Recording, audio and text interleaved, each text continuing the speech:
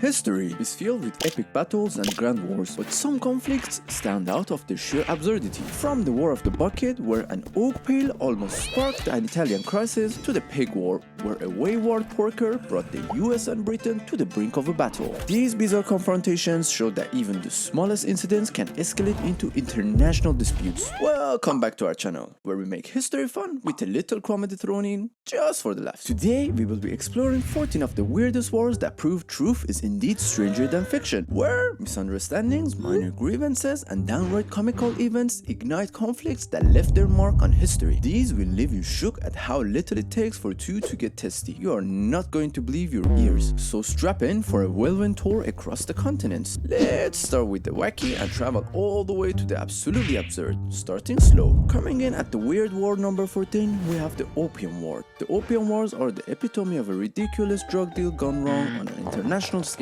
Picture this, it's the mid-19th century and Britain's addiction to Chinese tea has left them with a hefty trade deficit. They want the tea, but they have literally nothing the Chinese want. Their solution? Flood China with opium from India to balance the books. As the Chinese population became more opium-addled than a room full of rock stars, the Qing dynasty had enough and said, "No more!" They started seizing and destroying opium shipments, which was, as you can imagine, bad for business. Enter the British, who responded to this drug bust with all the subtlety of a hammer. In 1839, they sent warships to China, demanding compensation for the destroyed opium and better trade terms. Thus, the First Opium War began, featuring a series of naval battles where the British, armed with advanced weaponry and lots of chutzpah, defeated the Qing forces. The Treaty of Nanking in 1842 forced China to cede Hong Kong to Britain and open several ports to British trade, including the right to sell opium. But wait, there's more. The Chinese weren't thrilled with these terms, leading to the Second Opium War, 1856 to 1860. This sequel saw the British joined by the French, because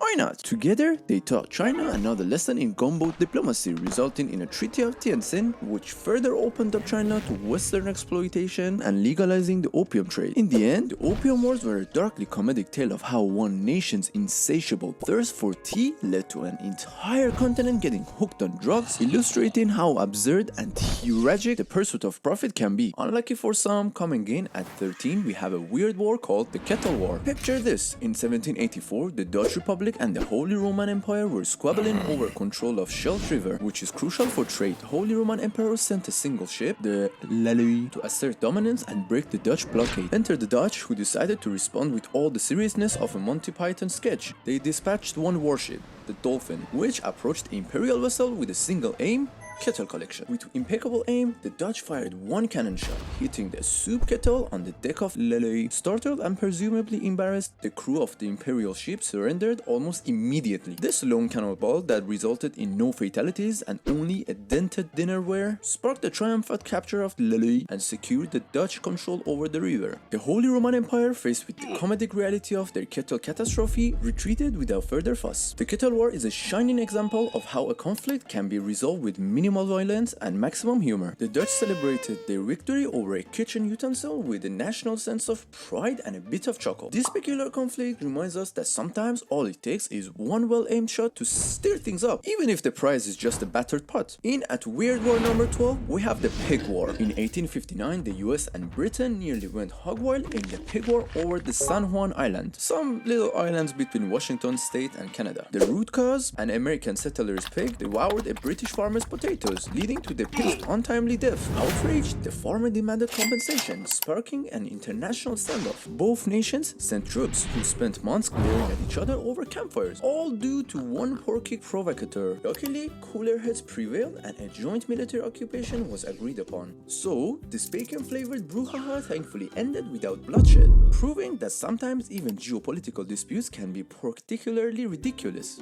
You see what I did there? At Weird War number 11, we have the War of the Bucket. In 1325, the rivalry between the Italian city-states of Bologna and Modena boiled over in a skirmish that was quite literally about a bucket. The trouble began when a group of Modenese soldiers snuck into Bologna and made off with a wooden bucket from a city well. Outraged by this audacious act of petty theft, the Bolognese demanded the bucket's return. When Modena refused, Bologna declared war. The ensuing battle at Zappolino was anything but minor, with the thousands of troops clashing over what started as a missing pail. Despite Bologna's fervent efforts, Modena emerged victorious, and the bucket remained with his captors. To this day, the bucket is proudly displayed in Modena's Torre della Grandina, a testament to their triumph in this most trivial of thefts. This war is a prime example of how human pride can escalate the smallest of grievances, meaning many people end up kicking the bucket.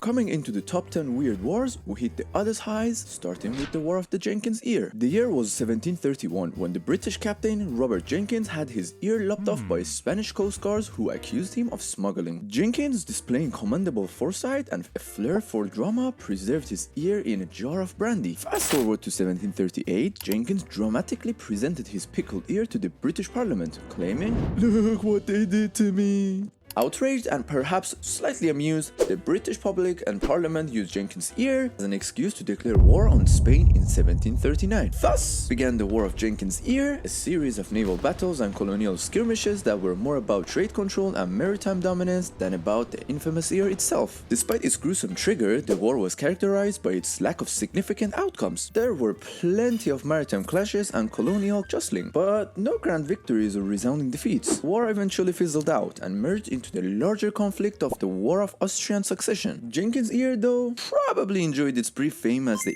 irresistible body part responsible for British-Spanish relations. At Weird War number 9, we have the most deliciously named Weird War, the Pastry War. In 1838, France and Mexico entered the culinary conflict known as the Pastry War. Began when a French pastry chef in Mexico City demanded compensation for his looted bakery, claiming a whopping 600,000 pesos. That's about $300 million today, which seems pretty high for some sweet treats. France, with hankering for both justice and pastries, sent warships to enforce the demand. Mexico refused, leading to bombastic battles over baked goods. The absurdity peaked when France captured Veracruz and Mexico finally paid up. Thus, an international tussle over a pastry shop's losses ended in a treat-filled triumph back in France's day.